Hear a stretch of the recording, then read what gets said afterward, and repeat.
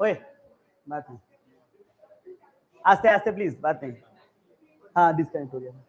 अच्छा याद है वो एक बार बोला था कि इनफाइनाइट कंडक्टर के चलते क्या होगा, इलेक्ट्रिक फील्ड। ऐसे बोला था कि मान लो एक इनफाइनाइट कंडक्टर है यहाँ पे टर टर टर।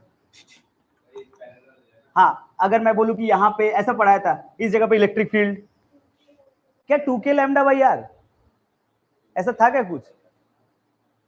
छिलो एरकम इनफाइनाइट के चलते। हाँ वो थोड़ा सा कनेक्शन टूट गया था, सॉरी। आ जाओ यहाँ पे देखो, मैं बोल रहा हूँ कि एक इनफाइनाइट वायर है। कैसा वायर है? इनफाइनाइट वायर के चलते एक बार तुम लोग को लिखवाया था यहाँ पे आर दूरी पे इलेक्ट्रिक फील्ड, बोलो 2k लैम्डा बाई आर, ऐसा कुछ था। अगर कॉपी देखोगे तो याद आ जाएगा, एक बार रिवाइज करोगे तो वो तो अपना कूलम्स लॉ के हिसाब से था। मैं बोल देता हूँ यहाँ पे मान ले अपना इस लाइन चार्ज डिस्ट्रीब्यूशन है ना, तो यहाँ पे लैम्डा कूलम पर मीटर का एक चार्ज फ्लो कर रहा है। मैं बोलूं कि यहाँ पे ना एक गॉसियन सरफेस ले लो। अच्छा सोच के बोलो तो, अगर मैं ऐसा एक इनफाइनाइट लाइन लूं ना, तो इसका गॉसियन सरफेस तो कैसा होगा? शेप सिलिंड्रिकल की स्फेरिकल? कॉमन सेंस सिलिंड्रिकल होगा ना। और अगर एक पॉइंट चार्ज लेता तो? बस इतना सा कॉमन सेंस रख के चलना, मैग्नेटिज्म में भी अपना मस्त काम आएगा। तो यहाँ पे मैंने अपना एक ऐसे करके एक सिलिंड्रिकल सरफेस सोच लिया। ओके ओके फाइन, सुने बढ़िया से प्लीज। मैं क्या बोल रहा हूं, ये अगर मैं तुम्हें बोलूं कि इलेक्ट्रिक फील्ड इस डायरेक्शन में है क्या, या ऊपर नीचे के डायरेक्शन में भी है? क्या ऊपर नीचे के डायरेक्शन में भी है इलेक्ट्रिक फील्ड? अरे इलेक्ट्रिक फील्ड अगर वायर है तो इलेक्ट्रिक फील्ड तो ऐसे ऐसे चारों तरफ से निकलेंगे ना, ऊपर तरफ नहीं निकल रहा। मेरे को ये बात बता, अगर मैं तुम्हें बोलूं कि इस पूरे सिलेंडर का फ्लक्स बताओ। हाँ इस अंदर ये इनफाइनाइट लाइन चार्ज के चलते इस पूरे सिलेंडर का फ्लक्स बताओ। अबे घोचू बहुत मार मारेंगे। पहली बात अगर मैं तुमसे फ्लक्स पूछूं, इन दोनों सरफेस के लिए तो फ्लक्स 0 है, क्योंकि इसका एरिया वेक्टर और इलेक्ट्रिक फील्ड का डायरेक्शन के बीच में 90, और फ्लक्स का मतलब होता है ये कॉस थीटा, है ना। ये दोनों सरफेस के चलते तो फ्लक्स 90 है ना, आई मीन 0 है ना फ्लक्स। जो भी है क्या ये बाहर के लिए है पक्का। अब बोलो इसको कैसे लिखा जाए? तो ध्यान से देख, अगर ये सिलेंडर का लेंथ मैं तेरे को बोलूं कि चल ठीक है L मान ले, तो बता इस अंदर, अरे यार बोर्ड में देखो, तुम नॉर्मली क्या लिखते हो इस अंदर के तार के लिए? इस अंदर के तार के लिए तुम क्या लिखोगे? क्या Q बाई एप्सिलॉन नॉट लिखोगे ना? Q तो है कितना? अबे वो क्या है, आलू है क्या तुम्हारा? Lambda L by epsilon not. 1 metre का लैम्डा कूलम, L मीटर का लैम्डा L कूलम। यही टॉपर है। अरे यही होगा ना। अच्छा ठीक है। अरे ये होगा कि नहीं होगा, lambda L by epsilon not. कोई हंसेगा नहीं, मैं पांडे के साथ थोड़ा ऐसे करते रहता हूँ। खैर अरे ये समझ में आया क्या, ये कितना lambda L by epsilon not. और इक्वल टू क्या होता है वो अपना EDA या E डॉट DA? बोल तुम बताओगे, वो फिगर देखोगे बताओगे। कॉस थीटा का जरूरत है क्या? तुम ध्यान से देखो, कहीं पे देखो एरिया वेक्टर मान लो बाहर निकल रहा है, और रेडियस भी साला उधर ही बाहर निकल रहा है, 0 है ना, तो EDA। अच्छा भाई E कांस्टेंट है, बाहर निकाल दिया डायरेक्ट अपना इंटीग्रेशन DA। अरे भाई एरिया इंटीग्रेशन, एरिया तो है कितना रे? सिलेंडर का एरिया क्या होता है? 2 पाई आर। यार सिलेंडर का एरिया नहीं पता तुम्हें, कर्व सरफेस एरिया, डूब मरो साले। अरे 2 पाई आर एल, हाँ यहां पे L बात नहीं, 2 pi R L equals to lambda L by epsilon not, L L को मार दिया, क्या आएगा lambda by 2 pi epsilon not R, ऊपर नीचे 2 मल्टीप्लाई करे तो ये क्या है,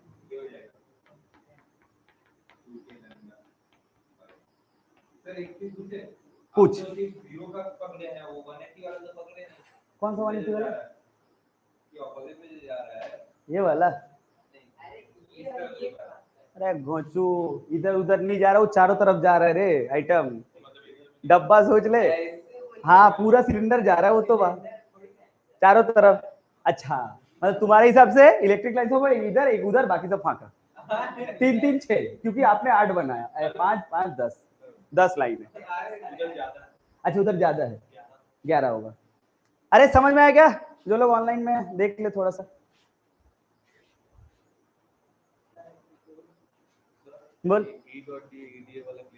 हाँ बिल्कुल, देख डीए क्या होता है, कोई छोटा एरिया, इस सिलेंडर पे कहीं पे छोटा एरिया ऐसे करके ट्रॉन ऐसे लो, इस एरिया का एरिया वेक्टर किधर है, तू पिछला क्लास नहीं किया ना, तभी तो बेचारा नहीं समझा एरिया वेक्टर किसको बोलते हैं। एरिया वेक्टर मतलब होता है कोई भी एरिया ले लो, उसका परपेंडिकुलर पे एक वेक्टर ले लो, आप समझो ना।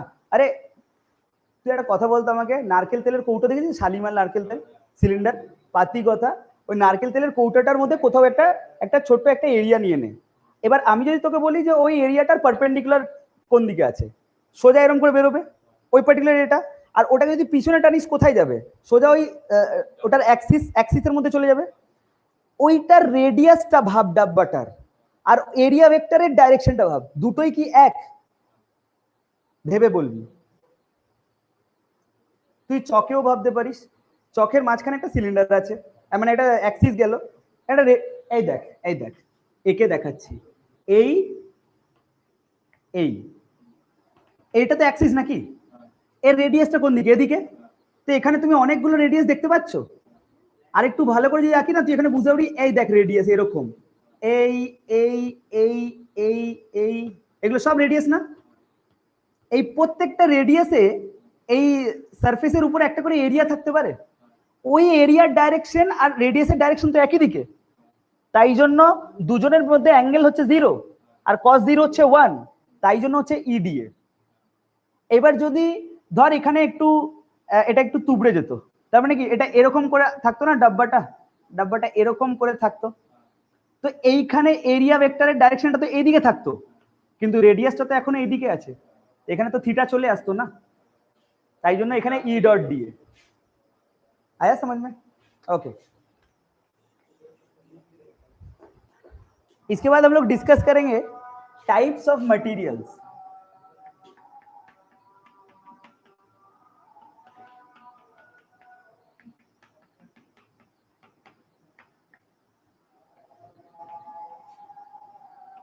अगर कंडक्टिविटी के ऊपर बात करें ना तो टाइप्स ऑफ मटेरियल्स कितने होते हैं, एक इंसुलेटर होता है, और हाँ बिल्कुल होता है, सुपर कंडक्टर को रहने दे,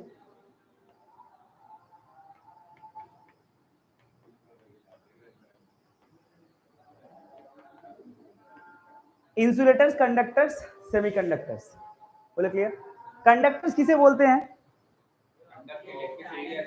यार, फट्टू वाला डेफिनेशन मत दो यार, कंडक्टर है कि दुकान, जिसमें से एनर्जी फ्लो होता है, अच्छा जिसमें से एनर्जी फ्लो होता है वो कंडक्टर होता है। अच्छा देख मैं एक बात बता रहा हूँ, कंडक्टर में फ्री इलेक्ट्रॉन्स होते हैं ना, और free electrons are free to move, but they are free to move along where, किधर मूव करते वो लोग, ऐसे यहाँ पे तार रखा हुआ है, वहां से कुछ खुल के तुम्हारे घर में घूम के चले जाएंगे वापस, इतना फ्री टू मूव है, वाइब्रेट कर सकता है, सब कोई वाइब्रेट करता है, वाइब्रेट सब कोई करता है, वाइब्रेशन इस दुनिया का सबसे बड़ा सत्य है, बताया था मैं, क्या चीज, तो कंडक्टर क्या मीडियम नहीं है, तो मीडियम तो है, मैं क्या बोल रहा हूँ कि इतना बताओ मेरे को, कंडक्टर में जो तुम लोग बोलते हो कि फ्री इलेक्ट्रॉन मूव करता है, मूव तो किधर करते हो, प्रतीक बोला रश्मि से पूछे डेफिनेशन, अच्छा ये लोग आपस में झगड़ लिए। अबे तुम लोग बिल्कुल ही राज्यसभा बना के रखे हो, कुर्सी मत फेंकना। अरे सुनो सुनो, सरफेस बाउंड्री में मूव करते हैं। अगर मान लो हाँ इंग्लिश है थोड़ा सा समझो वो, अच्छा ठीक है। मान लो अपना एक ऐसा कॉपर वायर है ना, अब बोला मान लो, तुमने फिर से सुना नहीं, बोल तो रहा हूँ, तो मान लो ऐसा कॉपर वायर है। अब अगर मैं बोल रहा हूँ मान लो, तो मैं तो सर्कल को भी स्क्वायर बता सकता हूँ। मान लिया ना, गुड। ऐसा मान लो एक कॉपर वायर है। कॉपर वायर तो सिलिंड्रिकल टाइप होता है ना, और कॉपर मतलब मेटल, मतलब उसमें फ्री इलेक्ट्रॉन्स होंगे, मतलब उसको थोड़ा सा एक्साइट करो, एनर्जी दो, थोड़ा सा एक्साइटेड स्टेट पे कुछ एनर्जी दे दो, ताकि वो लोग इलेक्ट्रॉन्स लोग भाग जाए, तो वो लोग ना सरफेस बाउंड्री पे मूव करते रहेंगे। लाइक अगर इतना बड़ा आप कॉपर वायर मान लो ना, तो अलोंग द सरफेस जो होता है ना, ये जो सरफेस होता है ना, इस सरफेस के अलोंग वो लोग मूव करेंगे। हाँ दिख जाएगा।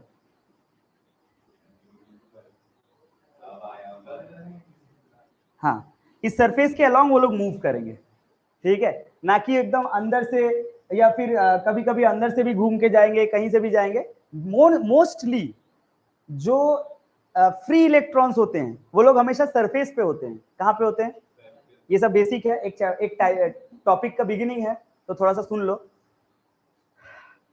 And they are free to move along the surface boundary. But insulators में ऐसा नहीं होता है। इंसुलेटर्स में कैसा होता है? इंसुलेटर्स में फ्री टू मूव होते हैं क्या? हाँ, तो मतलब इलेक्ट्रॉन्स तो होते हैं और वैलेंशियल इलेक्ट्रॉन्स भी होते हैं, बट वो जहां है वो वहीं फिक्स रहेंगे। सेमीकंडक्टर में कैसा होता है? थोड़ा थोड़ा सर, पार्शियल। एक्चुअली हाँ, सेमीकंडक्टर के एक एग्जांपल दे सकते हो क्या?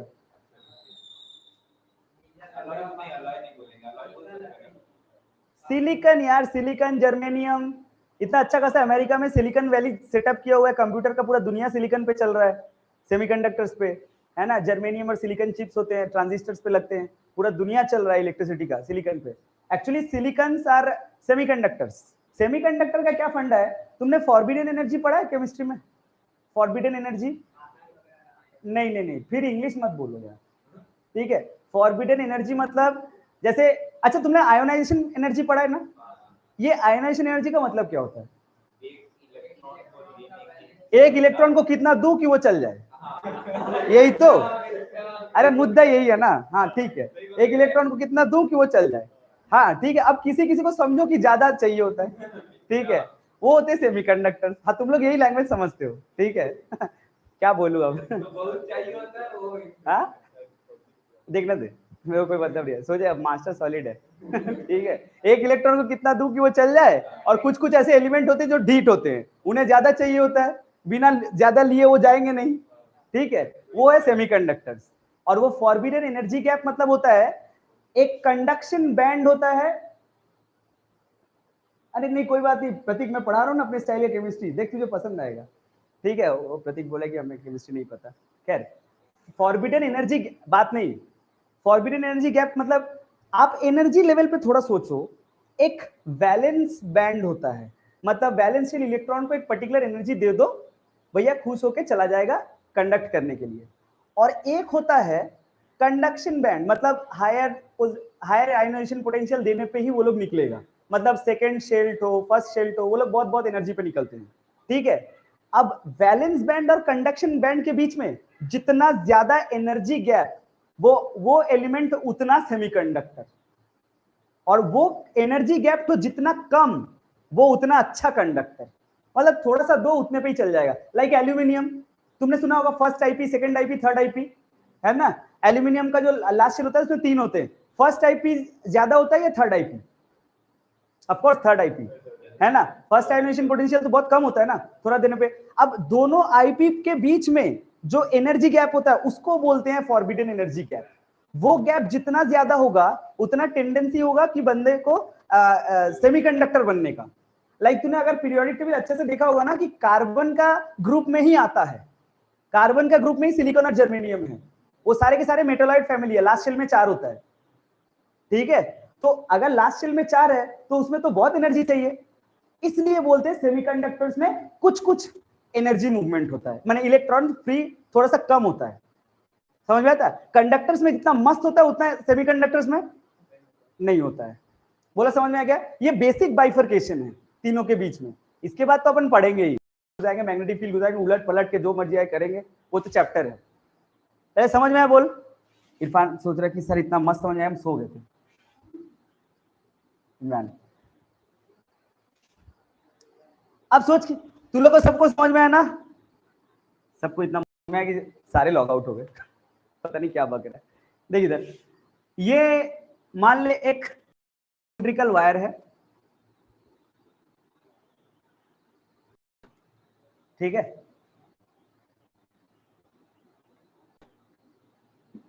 कई लोग बात करें सिलिंड्रिकल कैसे हुआ यार, ये इधर से ऐसे है, इसका टॉप व्यू ले रहा हूं मैं। ओहो, कई लोग इस थ्योरी पे चल रहे, सर तो बोले मान लो। अरे मतलब ये सच में सिलिंड्रिकल है भाई, इसका टॉप व्यू ले रहा है, एक पेंसिल का टॉप व्यू लो सामने से, वो आपको सर्कल दिखेगा वैसा एक सिलिंड्रिकल। ये अपना ई नॉट, ए बात नहीं, हाँ ई नॉट इलेक्ट्रिक फील्ड इधर बह रहा है। मैं पूछ रहा हूं कि एक स्टोरी सुन और स्टोरी को याद रखना। जब भी आप इलेक्ट्रिक, अच्छा ये कंडक्टर लिया मैंने, क्या लिया? तो कंडक्टर लिया तो सरफेस बाउंड्री में फ्री इलेक्ट्रॉन्स घूमेंगे।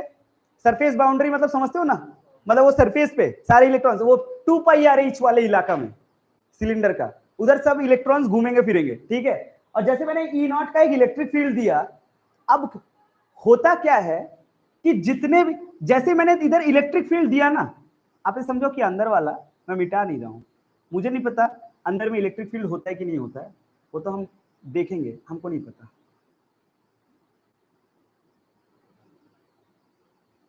सुनना बढ़िया से। अच्छा एक बात बताना, इसके पास तो फ्री इलेक्ट्रॉन्स है, जैसे ही मैंने इधर इलेक्ट्रिक फील्ड दिया, यहां पे इस कंडक्टर के अंदर में इलेक्ट्रिक फील्ड किधर काम कर रहा है? क्या इस डायरेक्शन में? कंडक्टर के अंदर से भी तो जाएगा ना electric lines of force, E not, ठीक है? सोच कि उसके अंदर में ना कहीं एक चार्ज होगा क्यू, क्योंकि कंडक्टर है तो एक चार्ज हो ही सकता है उसके अंदर में क्यू। तो उस चार्ज के ऊपर फोर्स क्या फील होगा? क्या मैं सिंपल लिख सकता हूं क्यू ई नॉट?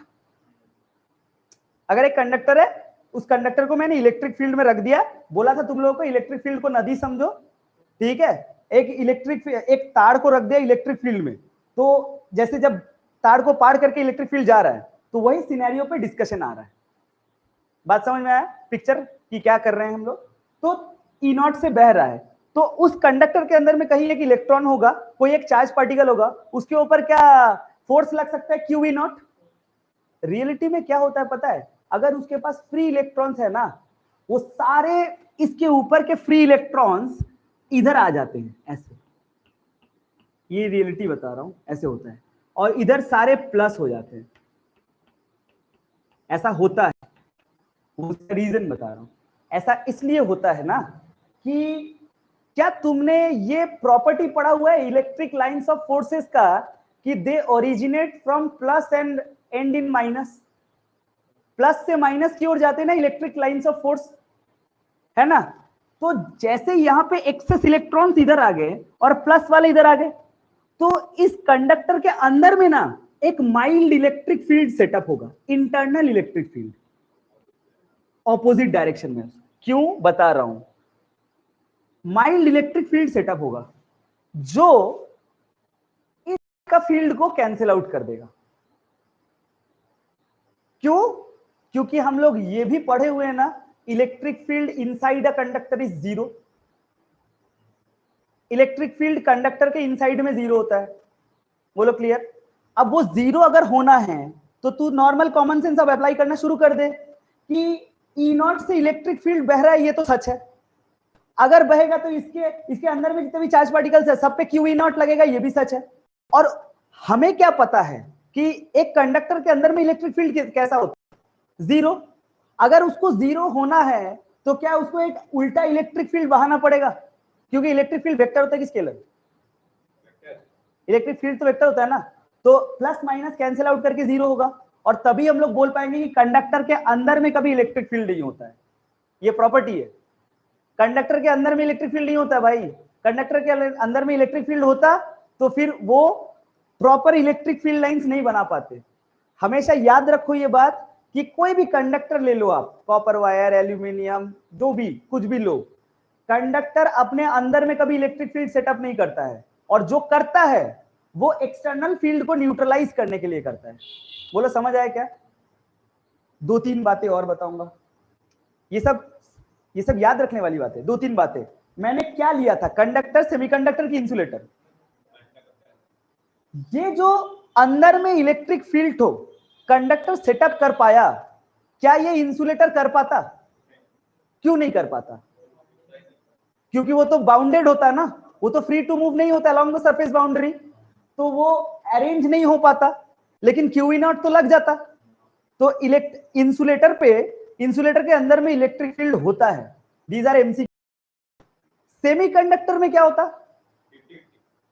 कुछ होता कुछ नहीं होता ना, मतलब उसमें इंग्लिश में कैसे लिखवाता है, मे और मे नॉट, मे और मे नॉट, यू नो। अगर आपको बोला जाए कि एक सेंटेंस ट्रू या फॉल्स है, electric field inside a conductor is zero, true. Electric field inside a semiconductor is zero, false. Electric field may और may not be zero inside a semiconductor, but electric field inside a insulator is zero, false, है ना। Electric field insulator में zero तब हो पाएगा जब उसके surface boundary पे इलेक्ट्रॉन्स फ्री मूव करेंगे और वो अरेंज कर पाएंगे और वो इलेक्ट्रिक फील्ड को कैंसिल आउट कर पाएंगे, जो कि ऐसा नहीं होता है। तो उसमें इलेक्ट्रिक फील्ड होता है अंदर में, है ना। नेट इलेक्ट्रिक फील्ड जीरो नहीं होता है। बोला समझ में आया क्या ऑनलाइन में सबको? ये हाँ बिल्कुल। अगर इसका डायरेक्शन पलट दो आप इधर ऐसे ऐसे करके पलट दो आप, हाँ, तो इसका अंदर का इलेक्ट्रिक, इधर सारे प्लस हो जाएंगे, नहीं ये सारे प्लस हो जाएंगे और इधर सब माइनस हो जाएंगे अलोंग। अरे समझ में आ रहा है क्या सबको ऑनलाइन में? तुम लोगों को समझ में आया क्या? These are properties, right? अच्छा, जरूरी है कि सर अंदर वाला बार और हाँ जरूरी है, उसका प्रूफ मैं नहीं दे रहा हूं, बट आप ऐसे समझ लो कि वो जरूरी इसलिए है कि जितने आपके पास क्यू ई नॉट है, क्या उतने ही आपके पास फ्री इलेक्ट्रॉन्स है? हाँ, अबे प्लस को मत गिन। प्लस मतलब वो है जो नहीं है, प्लस मतलब कैविटी होता है, आगे जाकर आपको पता चलेगा। प्लस चार्ज बोल के कुछ नहीं होता है, जो होता है इलेक्ट्रॉन नहीं होता है। तो ये क्यू ई नॉट तो किसके ऊपर लगा? इसके ऊपर का एक पार्टिकल पे ना, पार्टिकल बोले तो इलेक्ट्रॉन। अब जितने इलेक्ट्रॉन के ऊपर क्यू ई नॉट लगे, अरे एक और अच्छा फोटो बनाए, जानता है, एक और अच्छा फोटो में तेरे को पूरा मैटर क्लियर हो जाएगा। ये देख, एक्चुअली फोटो तो ऐसा होता भी नहीं है, बुक में था बोल के मैंने बनाया। ये देखो, ये फोटो तो एक्चुअली में ऐसा है। टिंग टिंग टिंग टिंग टिंग टिंग टिंग टिंग टिंग टिंग।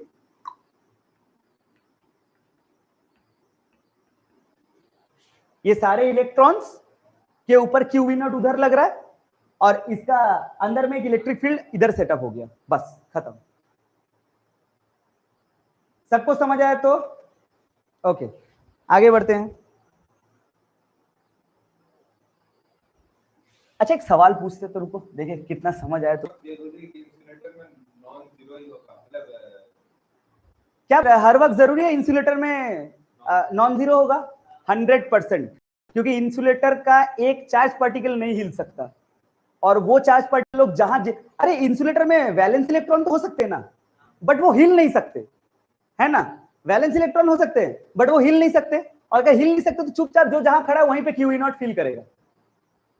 अब वो तो हिल नहीं सकेगा ना, तो अरेंज नहीं कर पाएगा अपने आप को नॉन जीरो। एक सवाल पूछ, option A B C D, कईयों को लग रहा है कि ये सवाल है। बोला गया कि एक कंडक्टर तुम्हारे सामने रख दिया, बताओ कंडक्टर के अंदर से जो इलेक्ट्रिक फील्ड लाइंस जाएंगे, इनमें से कौन सा ड्राइंग करेक्ट है?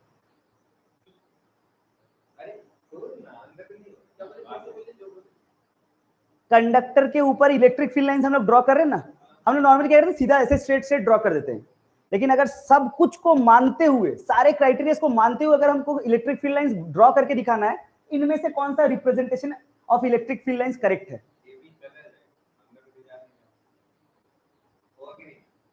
तुम आंसर दो ना भाई, यार पानी पिलो। हाँ डी, अच्छा मतलब मैं तुम्हें 4 ऑप्शन दिया, तुम मुझे 2।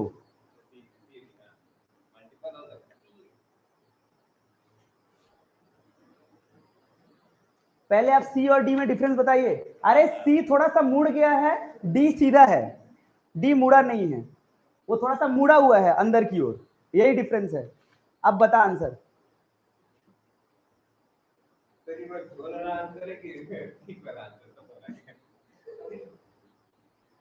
तुमसे मजाक कौन कर रहा है? मैं सवाल पे मजाक नहीं करता, तुम्हारे आंसर पे मजाक करता हूँ। नहीं, सिंगल ऑप्शन करेक्ट है, डी। अच्छा, कितने लोगों को लग रहा है ए बी? किसी को नहीं। चलो कम से कम सब सुने ढंग से। कितनों को सी लग रहा है? 1 2 3 4 5। और कितने को डी लग रहा है? 1 2 3 4। तेरे को क्या लग रहा है? अच्छा, हम सोच रहे हैं।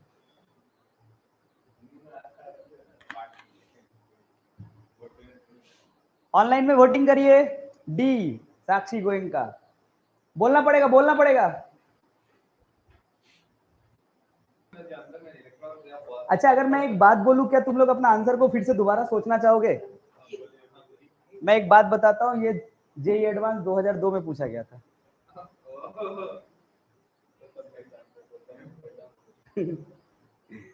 एडवांस का सवाल है ये, मेंस का भी नहीं है। नहीं, पर सिंगल ऑप्शन करेक्ट है ना, स्क्रीनिंग का सवाल था ये 2002 में। खैर, हम तो मजाक कर रहे थे, तुम लोगों को डरा रहे थे। डरो नहीं, अपना आंसर पे स्टिक रहो। सी है क्या? ठीक है, रीजन बताओ। आपका अगर सी हुआ तो क्या ये हो सकता है? मेरा सी नहीं नेगेटिव वो। हाँ, क्वेश्चन का सी अच्छा, हो सकता है कि नेगेटिव और नेगेटिव पॉजिटिव टर्मिनल की वजह से थोड़ा सा हिला। मैं ठीक है, समझ गया, तुम मेरे को पढ़ाने नहीं देगा। मैं क्या बोल रहा हूँ, अब कोई बात नहीं। मैं क्या बोल रहा हूँ कि तुम लोग को सी लगे डी लगे, जो भी, इधर देखो, अंदर में इलेक्ट्रिक फील्ड होता है क्या? मैं पूछ रहा हूं, अंदर में इलेक्ट्रिक फील्ड होता है क्या? नहीं ना। अंदर में इलेक्ट्रिक फील्ड अगर नहीं होता है तो मैं ई नेट को जीरो बोल सकता हूं। Net electric field is zero. तुम लोग में से कितने लोग ये जानते हो कि ई का एक formula minus DV by D R भी होता है? इलेक्ट्रिक फील्ड को लिखा जाता है। आप पोटेंशियल को फॉर्मूला याद है? माइनस के बाय क्या था पोटेंशियल का फॉर्मूला? कोई भी आर दूरी पे minus K Q by R, minus K Q by R था। उसे डेरिवेटिव मारिए तो आ जाएगा electric field K Q by R square. 1/r का डेरिवेटिव होता है माइनस 1/r स्क्वायर, है ना? तो वहां से हम लोग, अरे वैसे मैंने भी बताया था, E equals to minus DV by D R. ये कितनों को पता है? अच्छा, एक बात बताइए जल्दी से, माइनस को उधर फेंक दो, डी आर को इधर फेंक दो, तो डीवी इक्वल टू जीरो। अगर, अच्छा नहीं तो डी आर को मत फेंको, मैं पूछ रहा हूं कि DV by D R equal to zero integrate करूं तो क्या v इक्वल टू कॉन्स्टेंट? कितनों को इस बात से आपत्ति है, या समझ आया क्या? मतलब अगर कंडक्टर के अंदर में इलेक्ट्रिक फील्ड जीरो है तो पोटेंशियल कैसा है? अगर कंडक्टर के अंदर में पोटेंशियल कांस्टेंट है तो क्या ये इक्विपोटेंशियल सरफेस हुआ? याद है इक्विपोटेंशियल सरफेस किसे बोलते हैं? अगर इक्विपोटेंशियल सरफेस भूल जाओ तो हाइजेंस प्रिंसिपल में वेव फ्रंट याद कर लो। वेव फ्रंट और इक्विपोटेंशियल सरफेस एक ही बात है। वेव फ्रंट में वेव आते हैं, इक्विपोटेंशियल सरफेस में इलेक्ट्रिक लाइंस ऑफ फोर्स आते हैं। Property ditto 99% same. Wave front में बोला था ना, planar wave fronts, cylindrical wave fronts, मतलब सब भूल गए, स्फेरिकल वेव फ्रंट। तो प्लेनर वेव फ्रंट्स में वेव्स कैसे आते हैं? The wave fronts, the waves are always perpendicular to the wave fronts, है कि नहीं? तो इक्विपोटेंशियल सरफेस में भी होगा क्या? प्लेनर इक्विपोटेंशियल सरफेस में इलेक्ट्रिक फील्ड जो है वो परपेंडिकुलर होगा। यहां 90 है, ये थीटा एंगल पे है। This is not correct. चुप चुप, कंसेप्ट तो समझ। बहुत ही अच्छा क्वेश्चन है। जो कि पोटेंशियल कांस्टेंट है तो ये इसके अंदर में इक्विपोटेंशियल सरफेस के हिसाब से बिहेव करेगा। और हमें पता है कि कोई भी इक्विपोटेंशियल सरफेस पे अगर इलेक्ट्रिक लाइंस ऑफ फोर्स पार करे तो वो कैसा पार करेगा? परपेंडिकुलर होके। तो ये परपेंडिकुलर है यहां पे।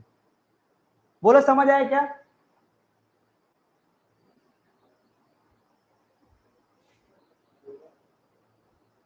तो एक्चुअली में इसका डायग्राम तो कैसा बनना चाहिए, अगर एकदम ढंग से बनाया जाए, फुल एंड फाइनल डायग्राम, तो वो कुछ ऐसे होगा।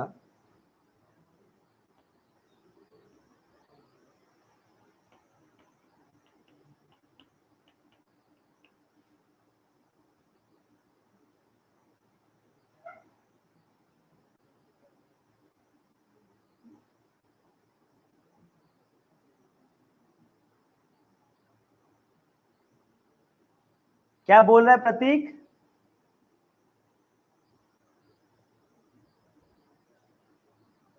अरे मस्त क्वेश्चन है तभी तो मेरा क्लास है अमान। अगर मस्त क्वेश्चन नहीं होगा तो फिर मेरा क्लास नहीं होगा ना। नहीं। अच्छा पूछ ले।